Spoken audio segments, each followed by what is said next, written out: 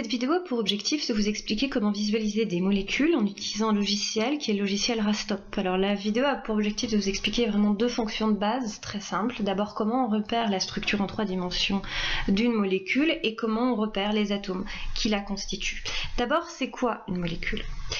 Eh bien en fait tout ce qui nous entoure et nous-mêmes, nous sommes constitués de matière. Alors cette matière, on peut la séparer, on peut la diviser. Si je prends l'exemple de l'eau, vous voyez bien que l'eau, je peux aller la chercher dans la rivière avec une bouteille, et puis ensuite je peux la diviser entre plusieurs verres, et puis je peux continuer comme ça, jusqu'à ce que la division devienne impossible. Dans ces cas-là, j'arrive au niveau de la plus petite substance, la plus petite partie en tout cas de cette substance, qu'on appelle la molécule. Plus petite donc quantité de matière. Alors, la matière, on peut la voir à l'œil nu, on peut aussi la voir au microscope lorsqu'elle est extrêmement petite. Par contre, les molécules, on ne peut ni les voir à l'œil nu, ni au microscope optique classique qu'on utilise au collège ou au lycée. La molécule, si on veut la réduire, on va être obligé de la couper. Et dans ces cas-là, c'est possible, mais ça se fait lors de ce qu'on appelle une réaction chimique. Cette réaction chimique, elle va venir diviser, elle va venir séparer la molécule qui est constituée d'atomes. Donc si vous voulez, l'atome, c'est un minuscule morceau de matière, c'est une sorte de petite brique qui va constituer la molécule.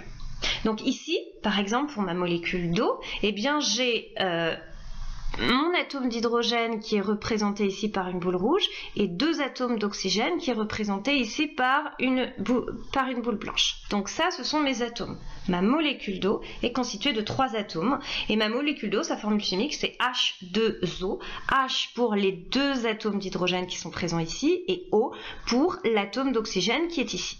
Alors toutes les matières sont organisées de la même façon. Par exemple ici j'ai le bois, la matière bois. La matière bois est constituée en grande partie d'une molécule qui s'appelle la cellulose, que je visualise ici. Et donc vous voyez que cette cellulose elle est faite également d'atomes. Donc chaque petite boule ici est un atome. Alors pour visualiser donc les molécules en 3D, je vais utiliser un logiciel qui s'appelle le logiciel Rastop. Alors comment ça fonctionne? D'abord je vais faire fichier ouvrir pour aller sélectionner, pardon on ne voit pas sur l'écran, donc je vais faire fichier, vous avez l'onglet ouvrir qui va s'afficher et je vais aller sélectionner la molécule que je souhaite afficher. Donc là je vous donnerai le chemin plus précis pour y aller. Alors je vais choisir par exemple de vous montrer l'acide arachidonique. Donc l'acide arachidonique c'est voilà, donc là je l'affiche. Donc l'acide arachidonique, hein, c'est un lipide, un corps gras que l'on va retrouver chez plein d'êtres vivants, notamment l'homme. Et donc je peux visualiser ici la molécule. Alors vous voyez, la molécule, je peux la bouger. Il suffit dans ces cas-là que j'appuie sur ma souris, que je déplace ma souris, donc avec le clic gauche.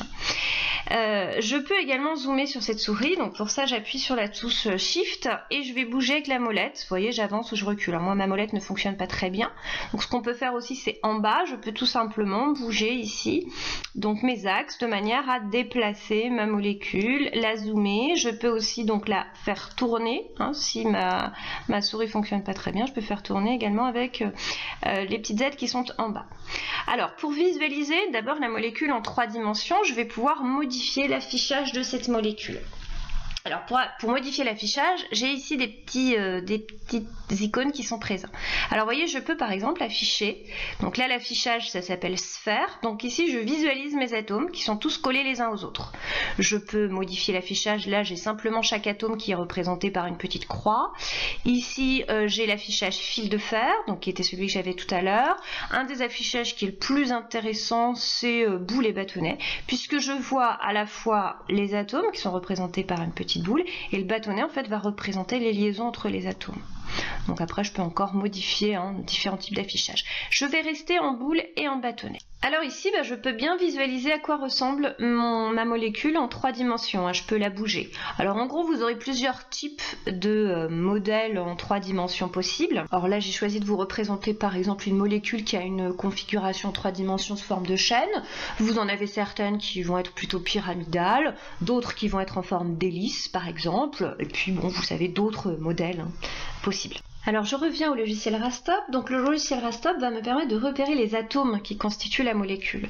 Donc vous avez vu ici que les atomes sont de plusieurs couleurs. Donc en déplaçant ma souris sans cliquer directement sur l'atome par exemple rouge, je vais avoir en bas de mon écran, donc sur la dernière ligne, atome qui s'affiche et à côté vous avez un O qui est dessiné, qui est écrit. Donc ça veut dire qu'ici il s'agit d'un atome d'oxygène. si je fais la même chose sur mes petites boules blanches, j'ai un atome H, c'est-à-dire un atome d'hydrogène. Et puis sur mes boules grises, j'ai ici un atome de carbone, hein, C pour carbone. Donc je peux comme ça repérer, donc là vous voyez, hein, à chaque couleur en fait est représenté un atome. Donc mes deux atomes rouges ici sont tous les deux des atomes d'oxygène. Le chiffre qui suit c'est simplement pour indiquer la position de l'atome. Ce ne sera pas très intéressant pour le travail que vous avez à faire. Alors, il y a une autre fonction que je voudrais vous montrer quand même à partir de ce logiciel, c'est qu'on peut ouvrir, donc même chose, vous ne voyez pas, excusez-moi, mais on peut ouvrir, par exemple, choisir de représenter une molécule que vous connaissez bien, puisque c'est le saccharose, donc c'est le sucre de table. Donc, je choisis d'ouvrir cette molécule et je veux comparer en fait mes deux molécules. Dans ces cas-là, il suffit que je fasse fenêtre. Je fais fenêtre verticale de manière à avoir mes deux molécules côte à côte. Donc, si je veux modifier l'affichage de saccharose, je clique sur saccharose et je vais la mettre en boule et bâtonnet. Je peux la bouger. Si je veux changer l'autre molécule, bien je clique sur ma molécule, je change et puis je peux faire exactement le même travail de manière à modifier, enfin à comparer les deux molécules. Je peux faire aussi en mosaïque horizontale, c'est-à-dire que les molécules seront l'une sur l'autre. Alors, dernière fonction que je voulais vous montrer, c'est qu'à partir d'une molécule, je peux avoir des informations sur elle. Donc, je vais cliquer sur l'acide arachidonique, puis je vais aller dans mon onglet molécules. Je vais faire information. Alors, je suis désolée, ça ne s'affiche pas à l'écran, mais après, je peux choisir information sur la molécule. Et donc, je vais avoir ce qui va s'afficher, c'est le nom de la molécule, le nombre d'atomes, par exemple, et le nombre de liaisons. Donc, ça va me donner des informations supplémentaires. Voilà, j'espère donc que cette vidéo vous aura permis de bien comprendre les fonctions de base du logiciel Rastop.